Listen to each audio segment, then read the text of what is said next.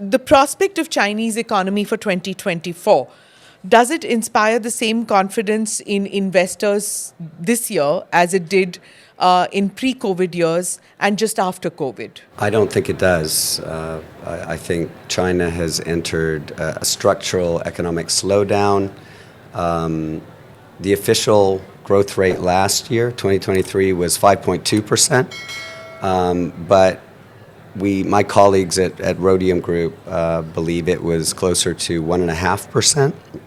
And we could see a bit of a jump this year because the property sector, which has been going through a crisis for a number of years now, may start to bottom out.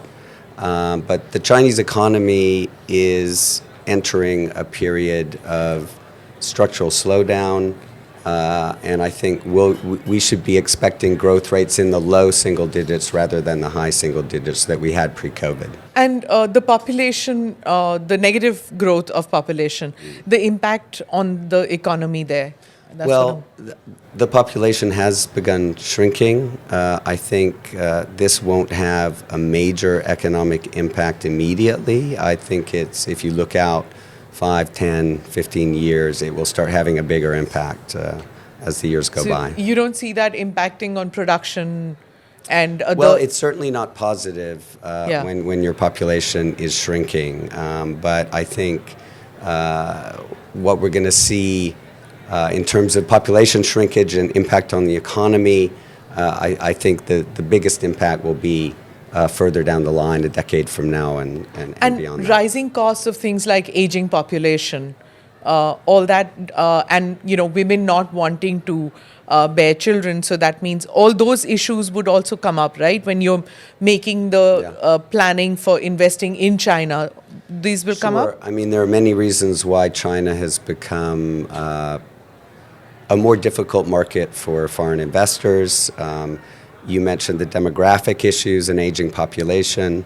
There are also the geopolitical issues that we're all familiar with, the policy environment in China, which has become much more focused on security and less on economic growth under Xi Jinping.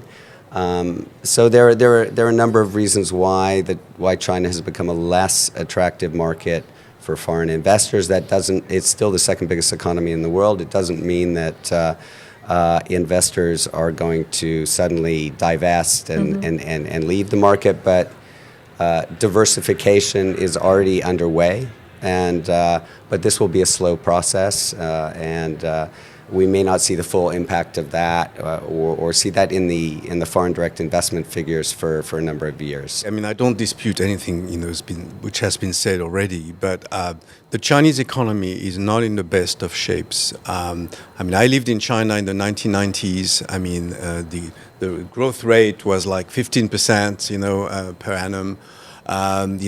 Companies were booming, factories everywhere. The problem is, Xi Jinping, the current leader of China, set a goal of becoming he called it a mid-level economy. That means one of the poorest of the richest countries, if you want, by 2027. And to do this, you need to free the economy. You need foreign direct investments, which is the lowest FDI record in 20 years this year, $33 billion, I believe. Yeah. So, on this level, and I think Noah mentioned the real estate situation, which is really bad. I mean, some companies are going bankrupt. They are cutting interest rates to try to create some, more consumption, which is a big problem compared to other economies, including the US. Click here to watch the full episode.